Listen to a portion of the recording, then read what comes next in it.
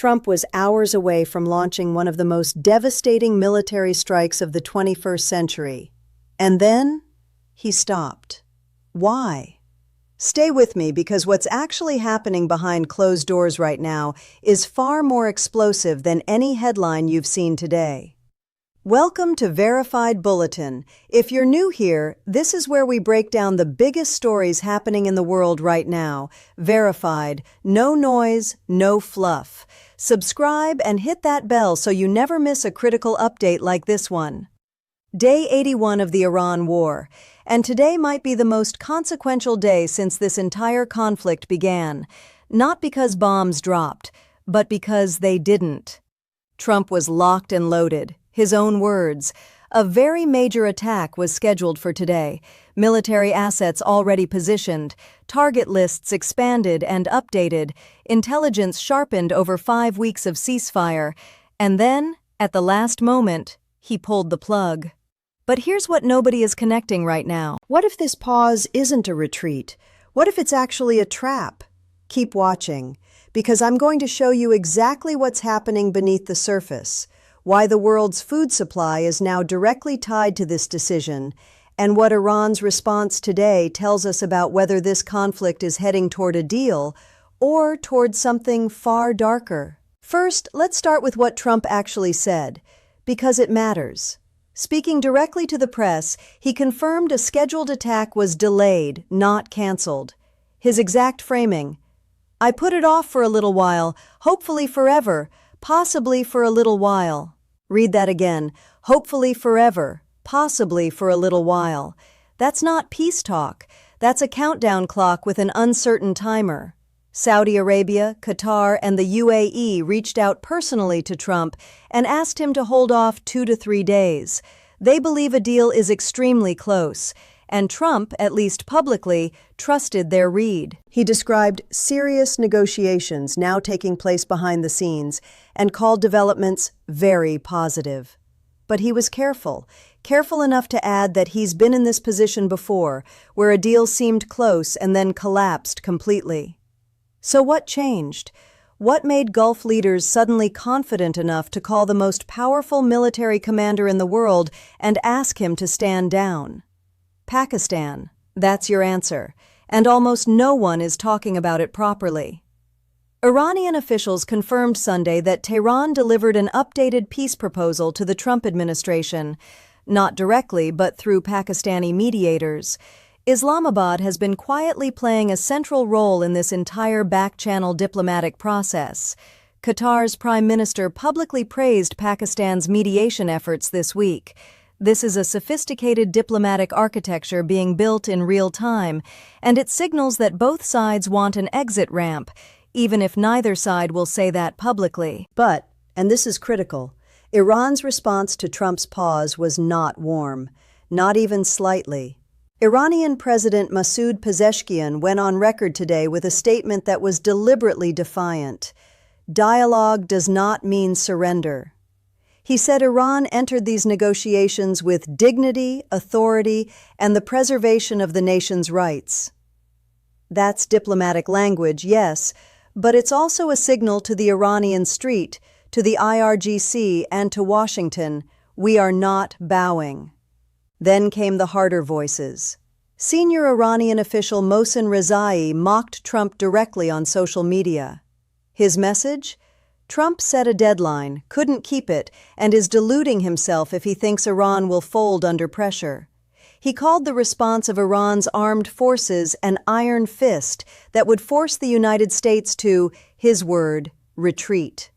And Iran's military commander, Major General Ali Abdullahi, went further. He warned the U.S. against any strategic mistake or miscalculation, saying Iran's forces are stronger and more prepared than at any previous point in this conflict. Any renewed attack, he said, would face a response far more powerful than what's been seen before. Now, pause here, because this is where most coverage misses the real story. These statements aren't just posturing, they're internal messaging. Iran's government is under enormous domestic pressure right now. The economy is hemorrhaging. The U.S. blockade of the Strait of Hormuz is working. Sanctions are biting harder than most external analysts are admitting. The IRGC, which effectively controls the Iranian state, is watching its funding erode, watching its influence networks in Lebanon, Gaza, Yemen, and Syria crumble in real time. The regime has to project strength to its own people while simultaneously trying to secure a deal that prevents its total annihilation. That is an almost impossible political position to hold. And yet, here's the open question nobody has answered yet. What exactly does a deal actually look like at this point? Trump has stated clearly, zero nuclear weapons, zero enriched uranium, free passage through the Strait of Hormuz with no Iranian surcharge or permit authority. That's not a negotiating position. Former U.S. Deputy CENTCOM commanders are calling it capitulation terms, not peace terms. One analyst described it as demanding Iran hand over everything before the conversation even begins. Iran, meanwhile, wants the nuclear issue settled after hostilities end. They're willing to discuss the program, but only once the shooting stops. Washington says no. The nuclear issue is the condition for the shooting to stop, not the reward afterward. That gap is enormous. Matt Duss from the Center for International Policy called Trump's zero enrichment demand a poison pill, language designed not to achieve a deal but to ensure Iran rejects one. He said this was pushed directly by Benjamin Netanyahu and by voices in Washington who, in his words, wanted a war. If that analysis is even partially correct, it raises a deeply unsettling question. Who actually wants this to end? And who is quietly working to keep it going? Comment below. Seriously, tell me what you think is really happening here. Are we watching genuine diplomacy, or is this theater? Now, there's another dimension to this story that will affect every single person watching this video, and it has nothing to do with missiles. Food. Global food supply. This is the part of the Iran war that mainstream outlets keep mentioning briefly and then moving on from. We're not doing that. The United Nations issued a formal warning. If fertilizers cannot pass through the Strait of Hormuz within the next few weeks, the world could face mass starvation events in vulnerable regions. Food prices are already at a 3-year high. Fertilizer costs, the inputs that keep global agriculture functioning, have rocketed since the blockade began. Aid agencies are warning that tens of millions of additional people could be pushed into hunger if disruptions continue. Think about what that actually means. A military standoff in a narrow stretch of water between Iran and Oman has the potential to trigger a hunger crisis across Africa, South Asia, and parts of Latin America. Countries already crushed by debt, already struggling to afford food imports, they're now staring at an agricultural supply chain that is being slowly strangled by geopolitical conflict they have no part in. Japan is sounding alarms. European allies are watching energy prices surge and wondering how long their domestic economies can absorb this. The U.S. Treasury Secretary Scott Bessent just extended a sanctions waiver on Russian oil cargoes for 30 days, specifically to help the most vulnerable nations access oil stranded at sea. Read that carefully. Even the U.S. government is acknowledging that its own blockade strategy is creating collateral damage for countries that have nothing to do with this conflict. This war is no longer just a Middle East story. It stopped being that weeks ago.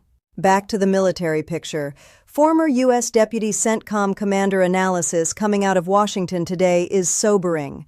When the ceasefire was declared back on April 8th, about 30% of the original U.S. target list in Iran had not yet been struck. That's significant. What's more significant is what happened during the pause. Intelligence operations continued. That target list didn't shrink, it expanded.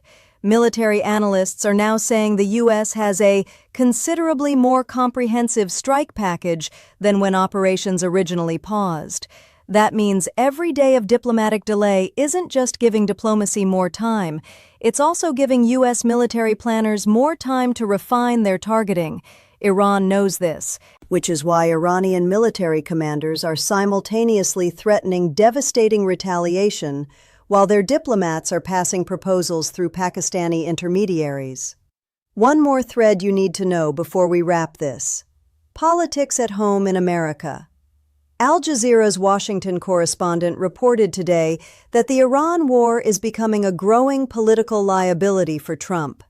Americans are living with higher fuel prices, supply chain disruptions, spiking costs for everyday goods. The war is an economic event inside American households, not just a foreign policy debate. Dissatisfaction is building. The November midterms are on the horizon, and if Trump goes back into combat operations without a clear end in sight, history suggests voters tend to punish the party in power for prolonged, costly conflicts, especially ones that hit wallets directly. But here's the razor's edge Trump is walking. Strike now without a deal and you risk regional escalation, a global energy catastrophe, and a political backlash at home. Delay too long and you look weak. You validate Iranian defiance, and you potentially give Tehran time to rebuild and reconfigure. There is no clean option here. So where does this actually go? 2 to 3 days. That's the window Trump gave Gulf allies to prove their confidence was justified. If Iran delivers something concrete, something sturdy and granular, as one U.S. senior official told Axios, on the nuclear program, there may be a framework to work with. If the next few days produce nothing more than statements about dignity and speeches about iron fists, the situation escalates rapidly. Military assets are in place, the target list is ready, U.S. forces are at a moment's notice. And somewhere in Tehran, diplomats are writing proposals, and generals are giving speeches to crowds chanting "Death to America," simultaneously, in the same city, on the same day. That is how close the edge is right now. Stay locked in because this story is moving by the hour. Every development, every statement, every back-channel signal, we cover it here on Verified Bulletin, verified and clear. If this breakdown gave you something that the mainstream headlines didn't, drop a comment. Tell me what angle you think is being missed by the media on this Iran situation. Your take matters, and it genuinely shapes what we cover next. Hit that subscribe button right now if you haven't yet, because tomorrow's update on this story could be the biggest one yet, and you don't want to miss it when this situation breaks one way or the other. This is Verified Bulletin. Real news, real stakes, no fluff.